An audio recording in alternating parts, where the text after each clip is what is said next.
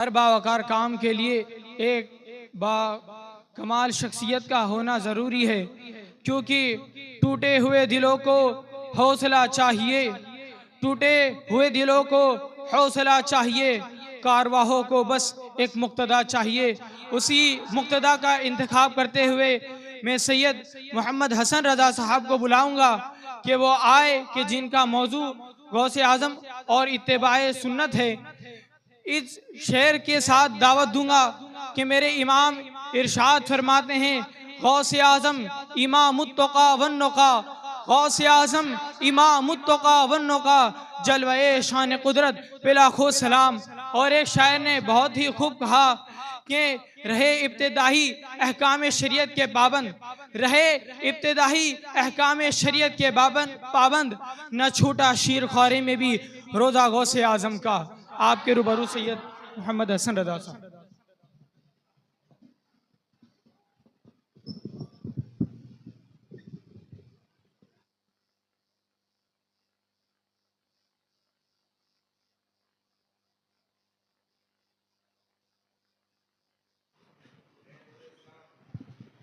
मुअज़्ज़ज़ व मोहतरम व मुकर्रम, अस्सलामु अलैकुम व रहमतुल्लाहि ताला व बरकातुहू। हामिदम व मुसल्लियम व मुसल्लिमा, अम्मा बअद, फ़अऊज़ु बिल्लाहि मिनश शैतानिर रजीम, बिस्मिल्लाहिर रहमानिर रहीम।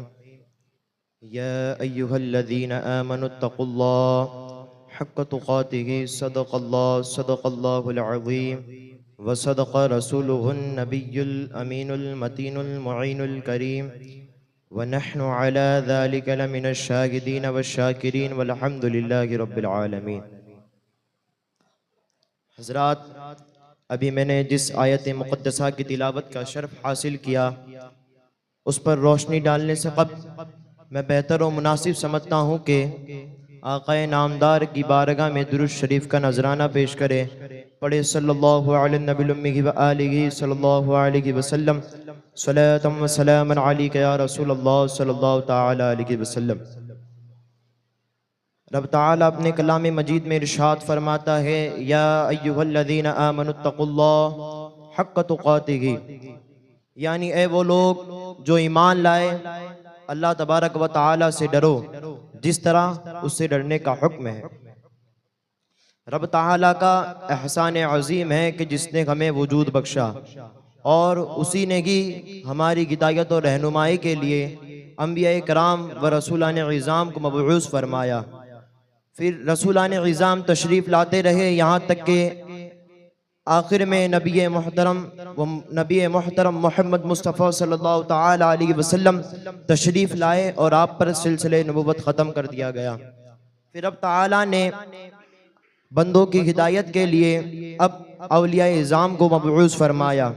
औलिया इज़ाम आए और उन्होंने दीन की खिदमत की और बंदों को हिदायत दी। और उन्हीं औलिया में से एक वली, जिसे दुनिया फर्दुल अफराद, कुतुबुल अक़ताब, सय्यदुल अस्याद, नाफ़िउल इबाद, मुस्लिहुल बिलाद, दाफ़िउल फ़साद, वाहिबुल मुराद, मर्जिउल औताद, नजीबुत तरफ़ैन, इमामुल फ़रीक़ैन, ग़ियासुल कौनैन, वलदुल हसनैन, सय्यिदिना व मुर्शिदिना शेख अब्दुल क़ादिर जिलानी के नाम से जानती और मानती है। और मैं उन्हीं के ताल्लुक से कुछ अर्ज़ करूँगा, आप बगौर समाअत फरमाएँ। हुज़ूर गौसे आज़म एक मुकम्मल आलिम, आमिल, मुदर्रिस और मुफ्ती थे। दर्स व तदरीस और इफ्ता नवीसी की तरह इत्तिबाए शरीयत का जज्बा उभारने और उसका अमली दर्स देने का उनका एक बड़ा मौसर ज़रिया उनका अमल और उनका किरदार था। और हुज़ूर गौसे आज़म रज़ी अल्लाह तआला अन्हु अखलाक में और मामलात में अपने जद्द करीम रऊफ़ुर रहीम सल्लल्लाहु तआला अलैहि वसल्लम के अमली नमूना थे। और हुज़ूर गौसे आज़म रज़ी अल्लाह तआला अन्हु ने अपनी ज़िंदगी में फ़र्ज़ व वाजिबात तो क्या, सुन्नत व नवाफिल, हत्ता कि कभी मुस्तहब्बात को भी तर्क न फरमाया। और मुजाहिदात की। और इब्तिदा के दौर में तो मुजाहिदात का ये हाल था कि शेख अबुल फतुह हरवी बयान फरमाते हैं कि मैं हुजूर गौसे आज़म की बारगाह में 40 साल तक रहा। हुजूर गौसे आज़म रदी अल्लाह ताला अन्हु इशा की फजर की नमाज इशा के वज़ू से अदा फरमाते और हम वक्त बा वज़ू रहते और वज़ू के बाद 2 रकात नफल ज़रूर अदा फरमाते और इशा के बाद अपनी खलवत गाह में तशरीफ़ ले जाते और वहाँ इबादत में मशगूल रहते। तुलुए फजर के वक्त बाहर निकलते। ये थे हुजूर गौसे आज़म कि जो पूरी रात इबादत में मशगूल रहते थे और इबादत करते रहते थे। और इसी तरह अल्लामा शेख अब्दुल हक मुहद्दिस देहलवी अपनी किताब अखबारुल अखयार में इरशाद फरमाते हैं कि हुजूर गौसे आज़म मुसलसल 15 साल इशा की नमाज के बाद तिलावत कुरान मजीद शुरू करते और सहरी तक ख़त्म फरमा दिया करते। ये थे हुजूर गौसे आज़म जो एक रात में एक कुरान मजीद ख़त्म कर लिया करते हैं। इस तरह का एक मर्तबा का वाक़या है।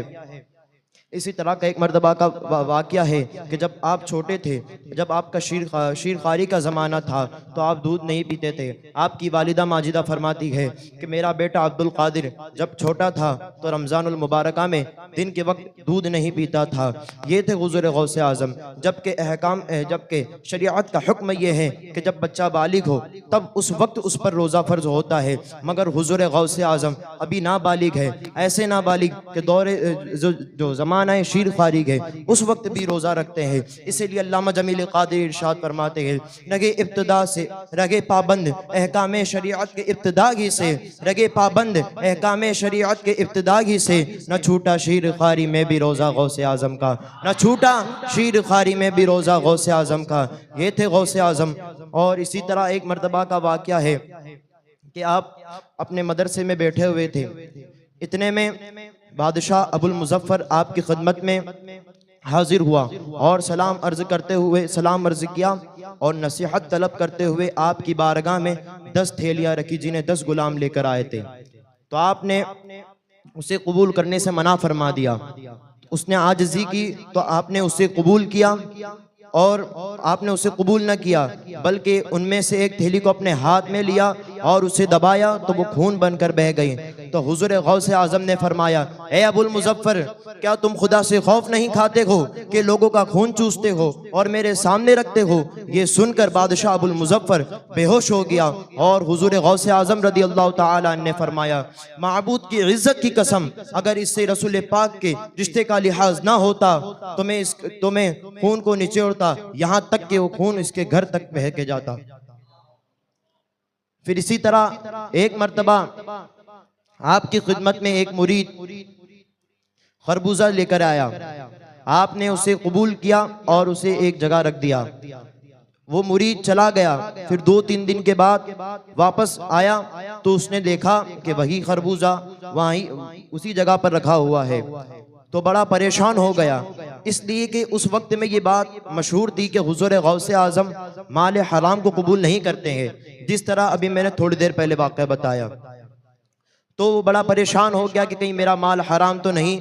तो उसने हुजूर गौसे आज़म की बारगाह में अर्ज़ किया, हुजूर, मैं आपके लिए खरबूजा लेकर आया था, आपने उसे तनावुल न फरमाया।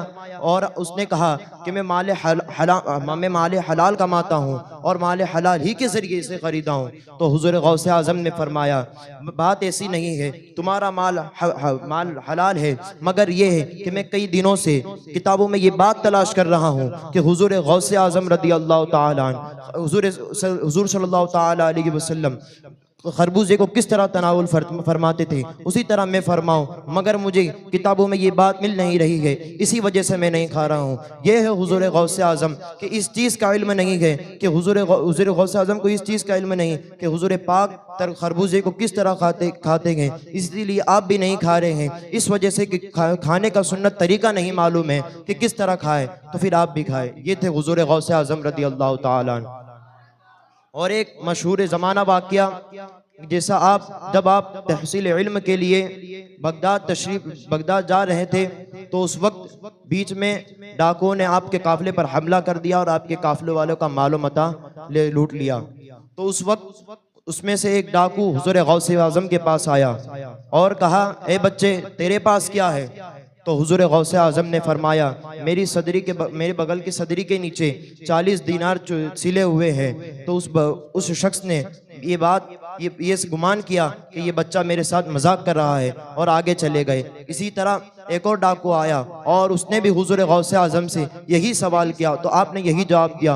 उसे बड़ी हैरत हुई, तो वो अपने सरदार को कहा। सरदार ने हुजूर गौसे आज़म को बुलाया और हुजूर गौसे आज़म से पूछा, ए बेटे तुम्हारे पास कितने रुपए, तुम्हारे पास कितने दीनार गए? तो हुजूर गौसे आज़म ने फरमाया मेरे पास 40 दीनार गए। तो उस सरदार ने कहा कहाँ है?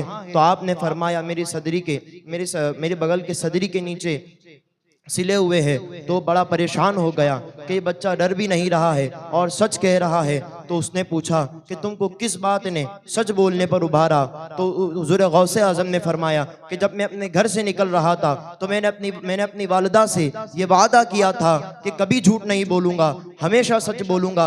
इसी वजह से मैंने सच कहा। ये थे हुजूर गौसे आज़म कि जो डाकू से भी न डरे और उनके सामने सच कह दिया। और जब उन्होंने सच कहा तो डाकुओं ने अपनी डकैती से तौबा कर लिया और खुदा की बारगाह में इबादत करने लगे। और हुजूर गौसे आज़म रदी अल्लाह ताला अन्हु हमेशा सुन्नत की इत्तबा करते रहे और जाहिल पीरों और सूफियों और बेअमल सूफियों की तरह शरीयत और तरीक़त को जुदा नहीं समझते थे, बल्कि राह तसव्वुफ़ व तरीक़त के लिए उनके नज़दीक शरीयत मुहम्मदिया पर गामज़न होने को वो ज़रूरी तसव्वुर फरमाते थे। आप खुद इरशाद फरमाते गए, कुल्लु हकीकतिन ला तशहदु लहा शरीअतु हिय ज़ंदक़तुन तिर इलल हक़्क़ि अज़्ज़ा व जल्ल बिजनाहिल किताबी व सुन्नति उदखुल अलैहि यदुका फी यदिर रसूल सल्लल्लाहु तआला अलैहि वसल्लम यदुका फी यदि रसूलुल्लाह सल्लल्लाहु तआला अलैहि वसल्लम इजअलहु वज़ीरका व मुअल्लिमका। इसलिए हुज़ूर गौसे आज़म फरमाते हैं कि हर वो चीज़ जिसकी शरीयत तायद ना करे वो बातिल है। और खुदा तू रब तआला तू हुज़ूर पाक की बारगाह में इस तरह दाखिल हो कि तेरा हाथ रसूल पाक के दस्ते अक़दस में हो और उन्हें अपना रहबर व मुअल्लिम बना ले, इसलिए कि वो नबी है जो तुझे ज़ेब व ज़ीनत देकर पेश करेंगे और तू कबूल किया जाएगा। और इसी तरह हुजूर गौसे आज़म रदी अल्लाह ताला अन्हु हमेशा अपनी ज़िंदगी में सुन्नते हुजूर पाक की सुन्नत पर अमल करते रहे। कोई भी वक्त हो, कैसा भी वक्त हो, हमेशा सुन्नत पर अमल करते। और अगर कोई बादशाह खिलाफ शरा काम करे, चाहे वो बादशाह वक्त हो, बादशाह ज़माना हो, बादशाह मुल्क हो, कोई सा भी कैसा भी बादशाह हो, आप उसे जो हुक्म होता वो हुक्म सुनाते। और हुजूर गौसे आज़म ने कभी किसी सुन्नत को तर्क ना फरमाया। और अगर तुमको हुजूर गौसे आज़म का तक़वा समझना ही है तो आला हज़रत इमाम अहमद रज़ा की ज़ुबान में समझो, जो आला हज़रत ने कहा। आला हज़रत कहते हैं, गौसे आज़म इमाम मुत्तक़ा वन्नुक़ा, गौसे आज़म इमाम मुत्तक़ा वन्नुक़ा, जलवे शान कुदरत पे लाखों सलाम, जलवे शान कुदरत पे लाखों सलाम। अल्लाह ताला की बारगाह में दुआ है कि अल्लाह ताला हमें तालीमात गौसिया को हिर्ज़-ए-जा बनाते हुए इत्तिबा शरीयत की तौफ़ीक़ अता फरमाए और गौसियत माब के सदक़े में अल्लाह ताला अपनी बारगाह को क़ुर्ब अता फरमाए। व मा अलैना इल्लल बलाग। अस्सलामु अलैकुम।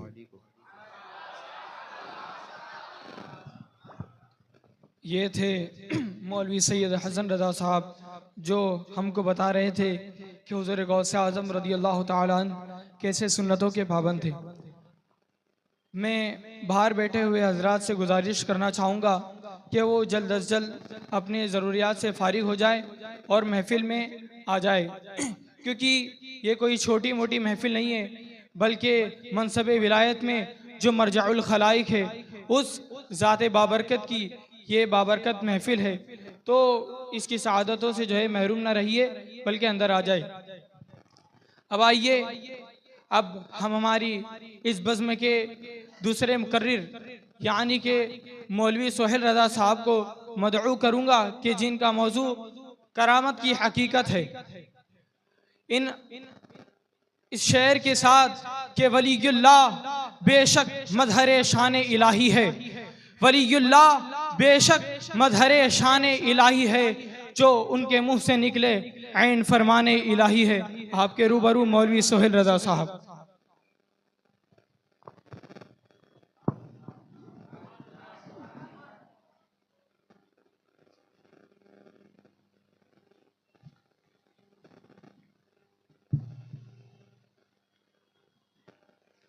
अस्सलामु अलैकुम व रहमतुल्लाहि व बरकातुहू।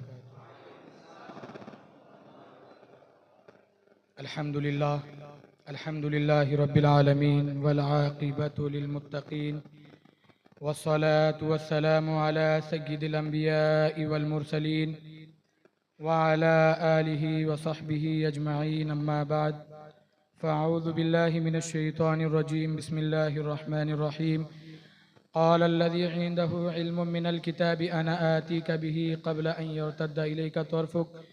सदक़ल्लाहुल मौलानल अज़ीम व बल्लगना रसूलुहुन नबियुल अमीनुल मतीनुल करीम व नहनु अला ज़ालिका लमिनश शाहिदीन वश्शाकिरीन वल्हम्दुलिल्लाहि रब्बिल आलमीन।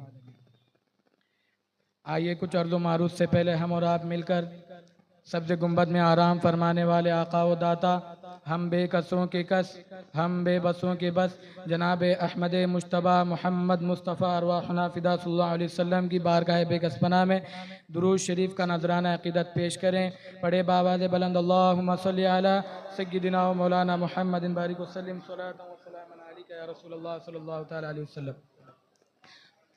अज़ीज़ान गिरामी वक़ार, ज़माना नबूवत से आज तक अहले हक़ के दरमियान कभी भी इस मसले में इख्तिलाफ़ नहीं हुआ। सभी का अक़ीदा है कि सहाबाए कराम और औलिया इज़ाम रिज़वानुल्लाहि ताला अलैहिम अजमाइन की करामतें हक़ हैं। हर दौर में अल्लाह वालों की करामतों का ज़ुहूर होता है और इंशाअल्लाह क़यामत तक कभी भी इसका सिलसिला ख़त्म नहीं होगा। आइए मैं सबसे पहले आपको करामत की तारीफ़ बताता चलूँ कि करामत कहते किसे हैं। मशहूर व मारूफ़ मुफ़स्सिर व हकीमुल उम्मत मुफ्ती अहमद यार ख़ान नईमी रहमतुल्लाह अलैह फरमाते हैं कि इस्तिलाह शरीयत में करामत उस अजीब व गरीब चीज़ को कहते हैं जो वली के हाथ पर ज़ाहिर हो। हकीकत तो यह है कि जो चीज़ नबी का मौजज़ा बन सकती है वही चीज़ वली की करामत भी बन सकती है, सिवाय उस मौजज़े के जो मौजज़ा दलील नबूवत हो, जैसे वही और आयत कुरानिया। इसी तरह इमाम उमर नसफ़ी रहमतुल्लाह अलैह फरमाते हैं कि करामात औलिया हक़ हैं और औलिया इकराम से करामतें खिलाफ़ आदत तरीक़े से ज़ाहिर होती हैं, मसलन तवील सफ़र को कम वक्त में तय कर लेना वगैरह। एक मरतबा हज़रत मखदूम अशरफ जहांगीर सिमनानी रहमतुल्लाह अलैह की बारगाह में चंद लोगों ने दलाइल करामत के मुतालिक सवाल किया तो आपने फरमाया कि इमाम मुस्तग़फ़िरी रहमतुल्लाह अलैह फरमाते हैं कि करामात औलिया हक़ है जो कुरान और अहादीस से साबित है। जैसा कि हज़रत मरियम रज़ियल्लाहु ताला अन्हा के पास गर्मी के फल सर्दी में और सर्दी के फल गर्मी में मौजूद होते। जब हज़रत ज़करिया अलैहिस्सलाम ने उनसे पूछा कि ऐ मरियम ये तुम्हारे पास कहाँ से आए, तो हज़रत मरियम ने जवाब दिया कि ये अल्लाह तबारक व तआला के पास से है। चुनांचे अल्लाह तबारक व तआला इसी वाक़े को कुरान मजीद में इरशाद फरमाता है, कुल्लमा दख़ला अलैहा ज़करिया अल-मिहराब वजद इंदहा रिज़्क़ा क़ाला या मरियम अन्ना लकी हाज़ा क़ालत हुवा मिन इंदिल्लाह। कि जब ज़करिया उनके पास उनकी नमाज पढ़ने की जगह जाते तो नया रिज़्क़ पाते। और हज़रत ज़करिया अलैहिस्सलाम ने उनसे पूछा कि ऐ मरियम ये तुम्हारे पास कहाँ से आए, तो हज़रत मरियम ने जवाब दिया कि ये अल्लाह तबारक व तआला के पास से है। और ये दलील मुनकिरीन करामत के लिए काफ़ी है। इसी तरह साहिब कश्फुल महजूब फरमाते हैं कि अल्लाह तबारक व तआला ने हज़रत आसिफ बिन बरक़िया रहमतुल्लाह अलैह की करामत का जिक्र कुरान पाक में किया है।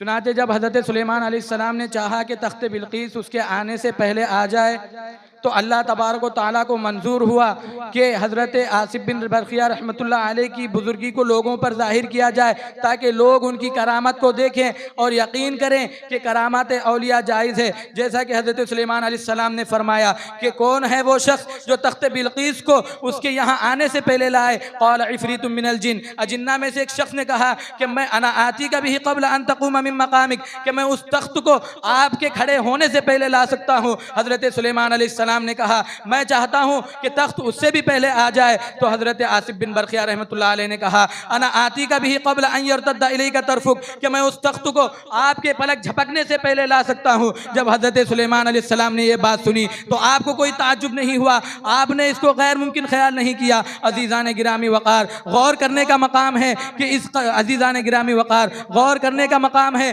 कि तख्त बिल्कीस सोने का बना हुआ था, उस पर याकूत व मोतियां जड़ी हुई थी, 7 महलों में से अंदर के महल में महफूज रखा हुआ था, दरवाजे मुक़फ़ल थे, पहरेदार निगरानी कर रहे थे। ये बात अक्ल तस्लीम नहीं करती कि इस कदर वज़नी और भारी तख्त को पलक झपकने से पहले एक मुल्क से दूसरे मुल्क को लाया जा सके, लेकिन हज़रत आसिफ बिन बरकिया रहमतुल्लाह अलैह ने पलक झपकने से पहले तख्त बिल्कीस को मुल्क शाम से मुल्क यमन से मुल्क शाम हज़रत सुलेमान अलैहिस्सलाम की खिदमत में पेश कर दिया। और ये वाक़या मौजज़ा नहीं हो सकता, क्योंकि हज़रत आसिफ बिन बरकिया रहमतुल्लाह अलैह नबी नहीं थे, ला मुहाला इसको करामत मानना पड़ेगा।